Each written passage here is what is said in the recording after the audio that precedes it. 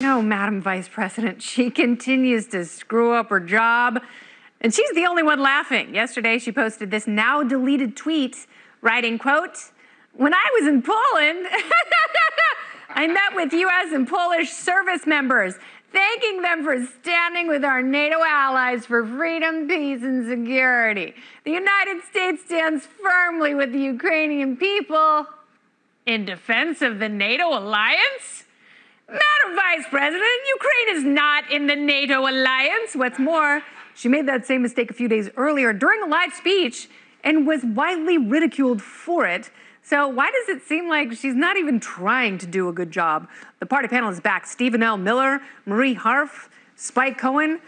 Stephen, what is the problem here? Does she not read the basics of the briefing books? I understand she's not going to read the whole thing, but even the cover sheet, the crib notes, come on, man. Yeah, she's our lovable walking Veep character who constantly comes off as not doing the book report. She was a prosecutor, so when she's researched and she's rehearsed and she's, going after parents of truant teenagers in school, she's very well composed and put together. When she's winging it, and especially winging it on a world stage, she kind of embarrasses herself, which is fine, except she's the old man's visiting angel doing it on behalf of the country now.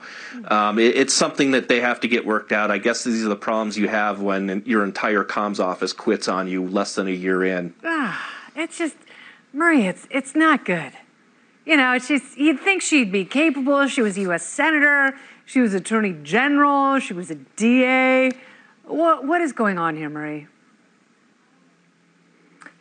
Well, I think she is capable. She gave a very, I think, strong speech in Munich. She's done a lot. Yes, I think she has, Kennedy. And look, I don't think the vice president is confused about whether Ukraine is a part of NATO. I think she is. The reality is NATO... She looks confused. I don't think she is. NATO plays a key role in this conflict in the fact that one of the main reasons we care about Russia's invasion of Ukraine is because a bunch of NATO member states border it.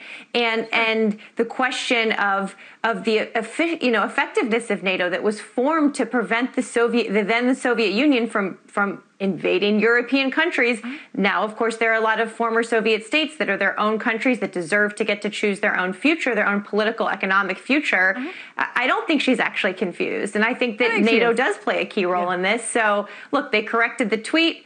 I think they got a lot going on. I don't think Kamala Harris is confused about whether Ukraine is in NATO, but NATO does play a key role in this issue right now. So, Spike, I'm confused because I thought that Ukraine was a country in Europe. I wasn't quite sure, but then the vice president was kind enough to clarify that.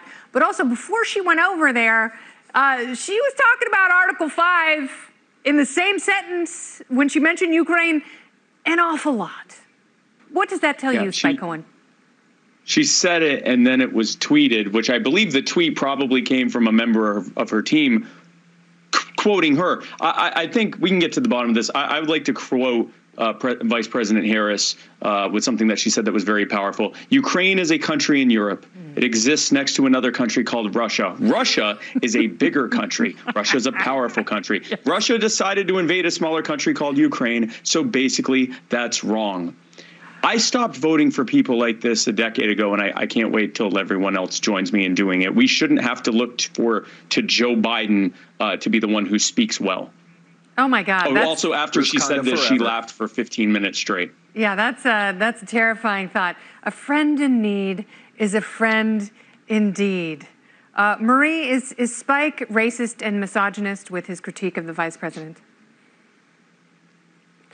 Yes. I would not call a fellow panelist those things, Kennedy, because I'm polite. Thank you. I think that in general, a lot of the criticism of the vice president, including about things like her laugh, for example, have really misogynist, sexist undertones that I really don't like. I think there's a lot of terrible, personal, below-the-belt criticism of politicians, regardless of whether they're women or not, going on right now. But yeah, I think she gets it more because she's a woman and a woman of color.